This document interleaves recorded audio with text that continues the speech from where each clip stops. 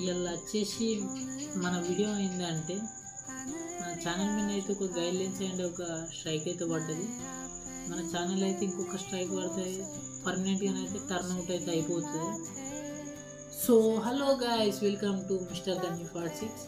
So guys, ఇవాళ మీ ముంగటికైతే ఒక కొత్త వీడియోతో అయితే వచ్చేసిన. వీడియో వచ్చేసి ఏంటంటే మన యూట్యూబ్ ఛానల్ మీద అయితే ఒక స్ట్రైక్ అండ్ ఒక గైడ్లైన్స్ అయితే పడిపోయింది.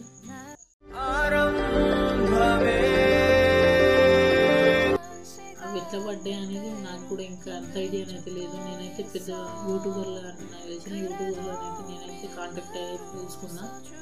వాళ్ళు చెప్పింది ఏంటంటే మ్యాక్సిమం అయితే నువ్వు కొత్త ఛానల్ అయితే క్రియేట్ చేసుకోని అయితే చెప్పేసారు. అందుకే నేనైతే కొత్త ఛానల్ అయితే క్రియేట్ చేసేసిన. ఎందుకంటే ఈ పాత ఛానల్ మీద ఇంకొక స్ట్రైక్ పడితేనైతే ఛానల్ అయితే పర్మనెంట్గా టర్న్ అవుట్ అయితే అయిపోతుంది.